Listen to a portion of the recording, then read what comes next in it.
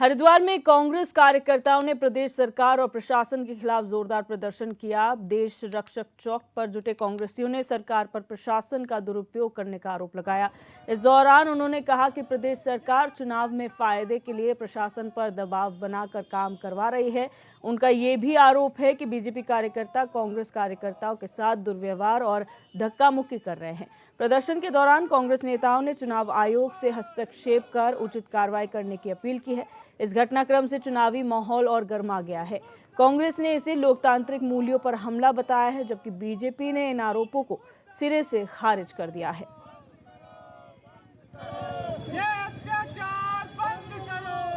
आखिरी दिन है और रात से वहां शराब और पैसा बुरी तरीके से बांटा जा रहा है और कांग्रेस के कार्यकर्ताओं ने वहां शराब पकड़ी है, पैसा पकड़ा है और भारतीय जनता पार्टी अपने प्रभाव में वहां हमारे ही कार्यकर्ताओं पर, हमारे ही लोगों पर, कांग्रेस के लोगों पर, केदारनाथ के लोगों पर ही वहां पर जो है अत्याचार कर रही है, वहां पर उन्हीं लोगों की गिरफ्तारियां कर रही है।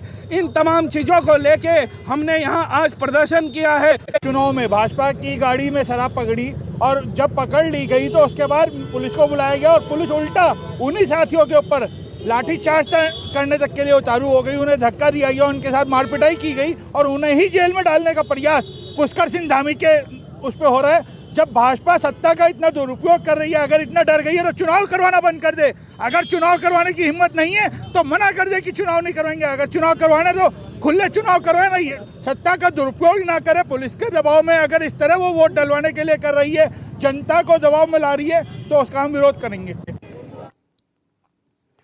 केदारनाथ विधानसभा उपचुनाव को पारदर्शी और निष्पक्ष ढंग से संपन्न कराने के लिए पोलिंग पार्टियों ने अगस्त्यमुनि क्रीड़ा भवन में चुनाव सामग्री का मिलान किया। इस दौरान जिला निर्वाचन अधिकारी और जिलाधिकारी सौरभ गहरवार की देखरेख में निर्वाचन सामग्री वितरित की गई। आपको बता दें कि उपचुनाव के लिए अगस्त्यमुनि क्रीड़ा मैदान में 166 पोलिंग पार्टियां रवाना होंगी।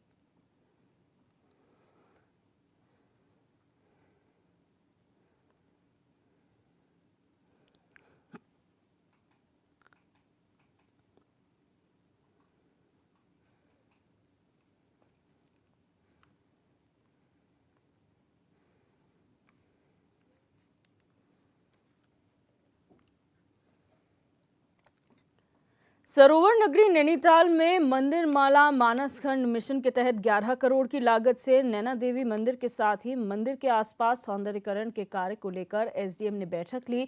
एसडीएम वरुणा अग्रवाल ने मंदिर समिति और अन्य स्टेक होल्डर्स के साथ बैठक की। इस संबंध में एसडीएम वरुणा अग्रवाल ने बताया कि मंदिर माला योजना के तहत पंत पार्क से मंदिर तक फुटपाथ समेत सौंदर्यीकरण के विभिन्न कार्य किए गए, जिसे लेकर स्टेक होल्डर्स ने सुझाव मांगे गए हैं और ताकि नैना देवी मंदिर आने वाले श्रद्धालुओं को किसी प्रकार की असुविधा का सामना ना करना पड़े।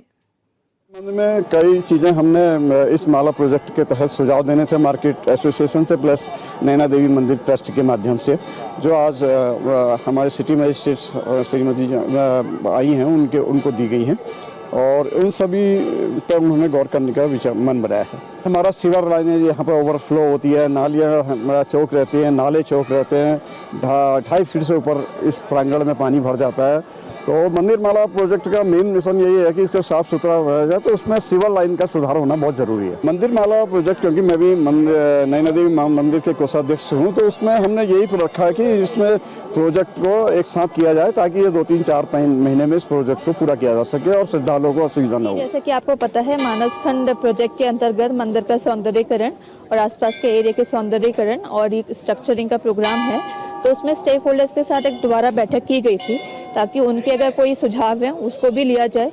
कोई उनको दिक्कत आ रही है इस काम से तो उसको जैसे मॉडिफाई कर सकते हैं वो बताया जाए। दूसरा, कोई क्लैरिफिकेशन अगर हमें उनको दे सकते हैं ताकि कोई भी भ्रामक सूचना जो लोगों के बीच में है काम को लेके, उस भ्रामक सूचना को हटा के जो एक्चुअल स्थिति है उसके बारे में बताया जा सके। इसके संबंध में बैठक की गई थी, पॉजिटिव बैठक रही है। कुछ सुझाव आए हैं जिनको इनकॉर्पोरेट किया जाएगा और कोई रिवाइज अगर काम की आवश्यकता होगी, एस्टिमेट की आवश्यकता होगी, तो उसमें एक्शन साहब और सबके द्वारा कार्रवाई की जाएगी।